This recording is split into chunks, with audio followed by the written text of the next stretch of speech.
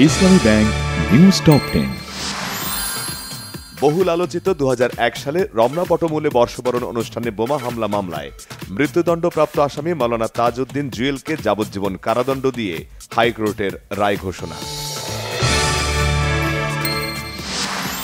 আওয়ামী লীগের সাবেক এমপি ও সঙ্গীত শিল্পী মমতাজকে একটি হত্যা মামলায় 4 দিনের রিমান্ড মঞ্জুর। আওয়ামী লীগ ইস্যুতে বিচারের নামে মূলা ঝুলানো হয়েছে।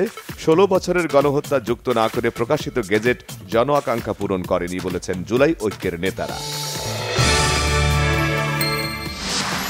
সন্ত্রাসী সংগঠন ইউপিডিএফ এর সাথে জাতীয় ঐকমত্য কমিশনের বৈঠক নিয়ে প্রশ্ন জুলাই মঞ্চের।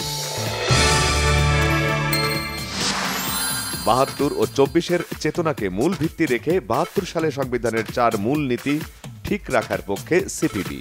সংস্কারের নামে কালক্ষেপণ নয়। অর্থ উপদেষ্টা ডক্টর সালেউদ্দিন আহমেদ বলেছেন, ট্যাক্স ও কাস্টমস ক্যাডারের স্বার্থ সংরক্ষণ করেই এনবিআরকে 2 ভাগ করে অধ্যাদেশ জারি করা হয়েছে। দুর্নীতির মামলায় ডাক্তার জোবাইদা রহমানের 587 দিনের বিলম্ব মওকুফ করে আপিল করার অনুমতি দিয়েছে হাইকোর্ট।